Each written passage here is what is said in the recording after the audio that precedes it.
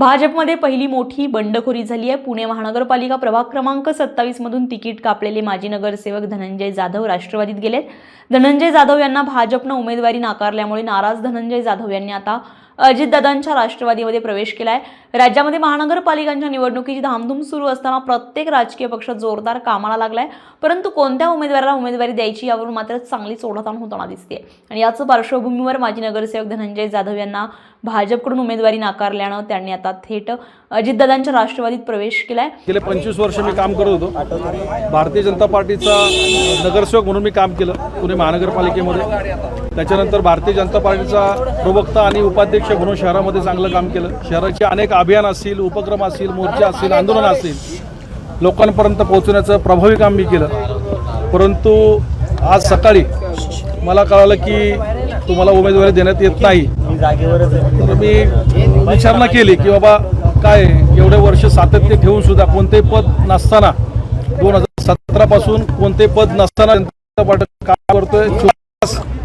काम करत असताना माझ्यावर असा अन्याय का व्हावा आणि ज्या व्यक्तीला तुम्ही तिकीट अनुसूचित जातीमधून देताय ती व्यक्ती साधारण कधी पार्टीच्या मीटिंगला नाहीये।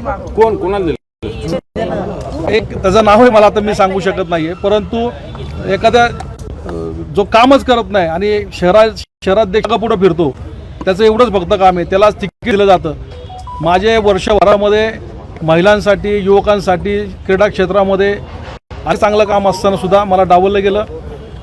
नेत्यांच्या विरोधामध्ये माझं काहीही म्हणणं नाही आहे, परंतु लोकांच्यासाठी माझ्या प्रभाग क्रमांक 27 मधील नवी पेठ पर्वतीमधील लोकांसाठी आणखी चांगलं काम करण्यासाठी म्हणून मी आज भारतीय जनता पार्टीचा राजीनामा देऊन राष्ट्रवादी काँग्रेस पार्टीच्या अजितदादा पवार यांच्या पक्षामध्ये प्रवेश केलेला आहे। तुम्ही ज्या प्रभागात राहता तिथून हाकेच्या अंतरावर तुमच्याच पक्षाचे शहराध्यक्ष राहत होते।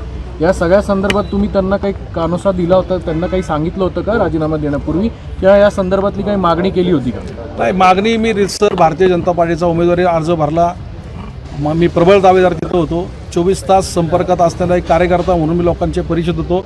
भारतीय जनता पार्टीच्या माध्यमातूनही अनेक कार्यक्रमामध्ये असताना शहराध्यक्षांना भेटलो, आमदारांना भेटलो, खासदारांना भेटलो, सगळ्यांशी बोलणं झाल्यानंतर अशा पद्धतीनं माझ्यावर अन्याय झाल्यामुळे मी आज भारतीय जनता पार्टीमध्ये गेल्या काही दिवसांपासून आपण जर पाहिलं तर भाजपमध्ये मोठं इन्कमिंग होत होतं। मेगा प्रवेश असतील किंवा इतर शहरातले प्रवेश आहेत, एक असा नरेटिव्ह सेट झाला होता का की जे जुने आहेत त्यांना डावललं जाणार आहे आणि जे नवीन आहेत त्यांनाच प्रवेश दिला जाईल, आणि कुठेतरी भाजपला हेच बुमरँग झालंय का? नाही, सगळ्यात महत्त्वाचं सांगायचं झालं तर भारतीय जनता पार्टीमध्ये प्रवेश करत असताना भारतीय जनता पार्टीमधले निष्ठावंत कार्यकर्त्यांवर अन्याय होत असेल तर माझ्यासारखा कार्यकर्ता गप्प बसणार नाही।